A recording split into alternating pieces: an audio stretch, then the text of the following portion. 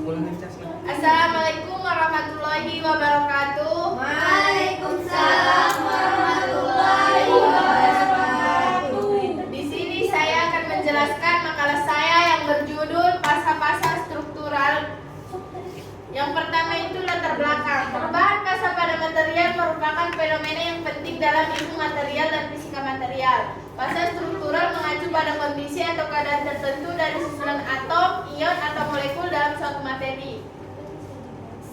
material yang dapat berubah tergantung pada faktor eksternal seperti suhu, tekanan, atau komposisi kimia.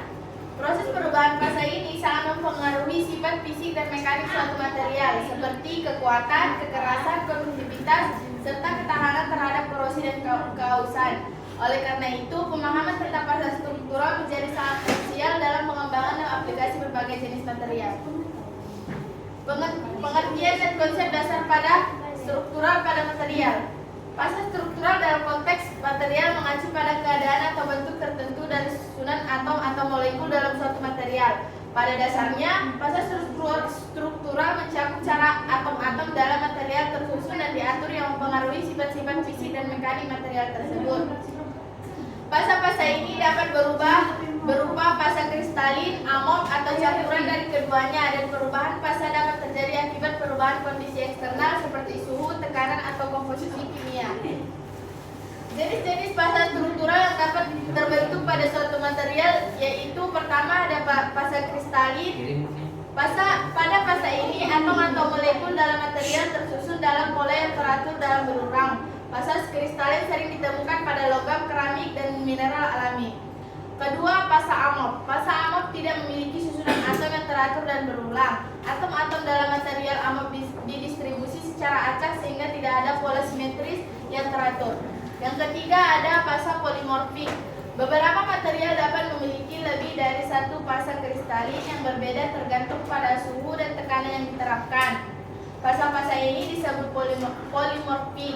Misalnya, karbon dapat ditemukan dalam bentuk grafit, intan, atau fulerin, tergantung pada kondisi yang berlaku. Keempat, ada pasa superstruktur. Dalam beberapa material, terutama pada logam, bisa terbentuk struktur yang lebih kompleks yang disebut superstruktur. Superstruktur ini terbentuk ketika unsur-unsur dalam material berinteraksi membentuk pola yang lebih teratur. Perubahan pasa struktural dapat memengaruhi sifat dan performa material. Perubahan pasa struktural dapat memengaruhi sifat fisik dan mekanik material secara signifikan. Beberapa dampak perubahan pasa terhadap sifat material antara lain yang pertama kekuatan dan kekerasan. Salah satu contoh yang paling umum adalah pada baja, yang dapat mengalami perubahan pasa dari pasa ferit atau lebih lunak ke martensit atau lebih keras melalui proses pemanasan dan pendinginan cepat atau quenching. Yang kedua, ketangguhan dan keuletan. Perubahan pasa juga dapat memengaruhi keuletan atau ketangguhan material. Misalnya, pada baja, transisi dari pasa austenit ke martensit dapat mengurangi keuletan material yang dapat menyebabkan material menjadi lebih rapuh. Ketiga, konduktivitas termal dan listrik. Struktur kristalin yang teratur dapat meningkatkan konduktivitas termal dan listrik. Sebaliknya, material amorf cenderung memiliki konduktivitas yang lebih rendah karena ketidakteraturan struktur atomnya. Sebagai contoh, material seperti silikon yang memiliki struktur kristalin digunakan dalam industri elektronik karena sifat konduktivitasnya yang baik. 4. Ketahanan terhadap korosi. Pasa struktural tertentu lebih tahan terhadap korosi dan oksidasi. Misalnya, paduan stainless steel memiliki struktur martensit atau austenit yang dapat meningkatkan ketahanannya terhadap korosi dibandingkan dengan baja biasa. Kelima, sifat mekanik lainnya. Perubahan pasa juga memengaruhi sifat mekanik lainnya seperti ketahanan terhadap suhu tinggi, elastisitas, dan kekuatan tarik. Sebagai contoh, material keramik dapat mengalami perubahan pasa yang meningkat ketahanan terhadap suhu tinggi dan mengurangi kerentanannya terhadap retak. Perubahan pasa pada logam. Logam sering mengalami perubahan pasa dari padat ke cair atau dari suatu bentuk kristal ke bentuk kristal lain ketika dipanaskan atau diberi tekanan. Contoh paling umum adalah perubahan pasa pada baja, di mana baja dapat berubah dari struktur ferit ke austit pada suhu tinggi, kemudian kembali ke struktur martensit saat didinginkan cepat. Pertama, ada perubahan fasa pada keramik. Keramik umumnya memiliki struktur kristalin yang sangat teratur, namun beberapa jenis keramik dapat mengalami perubahan fasa pada suhu tinggi yang memengaruhi kekuatan dan ketahanan material tersebut. Misalnya, perubahan dari fasa tetragonal ke fasa kubik pada keramik zirconia dapat meningkatkan ketahanan terhadap retak. Yang kedua itu perubahan fasa pada paduan logam. Paduan logam memiliki banyak fasa yang dapat terbentuk akibat komposisi dan proses pemanasan atau pemanasan sampai pendingin yang dilakukan. Proses tersebut dapat menghasilkan fasa seperti ferrit, austin pada paduan tembaga atau fasa martensin pada baja. Ketiga, pengaruh fasa struktural terhadap sifat material. Perubahan fasa struktural dapat mempengaruhi berbagai sifat material seperti kekuatan, kekerasan, dan ketahanan terhadap korosi. Adapun kesimpulan dari makalah ini yaitu proses perubahan fasa ini yang mencakup perubahan dari fasa padat, cair, atau gas memiliki dampak yang signifikan terhadap sifat mekanik dan fungsional material tersebut. Fasa-fasa struktural memainkan peran penting dalam menentukan sifat-sifat akhir suatu material, baik itu kekuatan, ketangguhan, dan ketahanan terhadap korosi. Misalnya pada paduan logam seperti baja, perubahan dari fasa ferrit menjadi austenit dan kemudian menjadi martensit dapat meningkatkan kekuatan mekaniknya secara signifikan. Selain itu, pembentukan fasa-fasa baru seperti fasa kristal yang lebih stabil pada suhu tertentu dapat memperbaiki ketahanan material terhadap stres atau suhu ekstrim.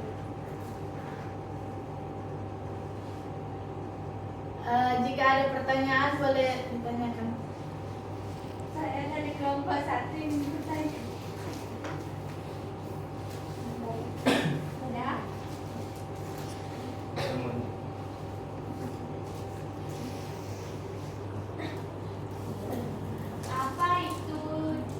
Apa yang dimaksud dengan titik lebur dalam diagram fasa? Titik lebur. Apa kok? Bentar.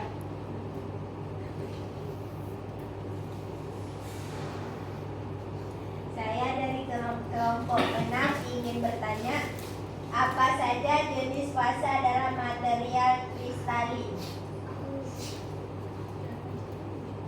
Saya dari kelompok 5 ingin bertanya, apa yang dimaksud dengan fasa struktural?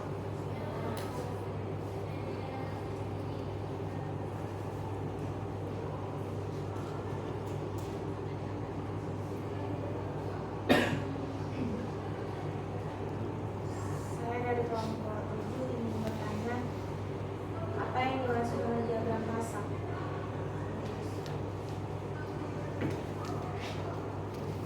Saya dari kelompok 2 yang bertanya, bagaimana fasa struktural dapat mempengaruhi sifat material? Ada lagi? Baiklah, saya dari kelompok 8 ingin bertanya yaitu apa yang dimaksud dengan fasa amorf dalam material. Terima kasih. Ada lagi? Baiklah, saya akan menjawab pertanyaan dari Tria, yaitu apa yang dimaksud dengan titik lebur dalam diagram fasa. Titik lebur adalah suhu pada saat suatu material beralih dari fasa padat ke fasa cair pada tekanan konstan. Ini adalah titik kritis dalam diagram fasa yang menunjukkan peralihan fasa. Apakah jawabannya bisa diterima?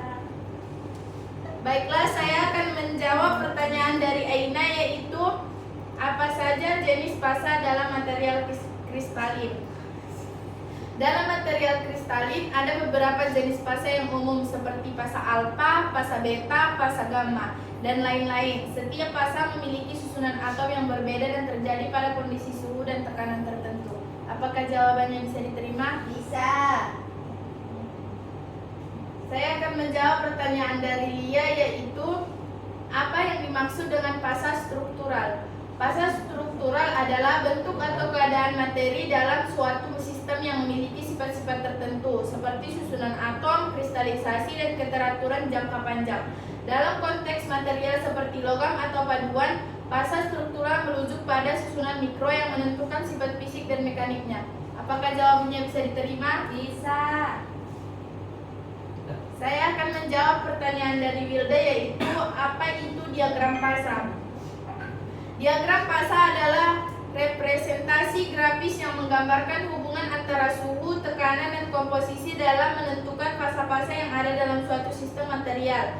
Diagram ini digunakan untuk menunjukkan kondisi di mana suatu material berada dalam bentuk padat, cair, atau gas.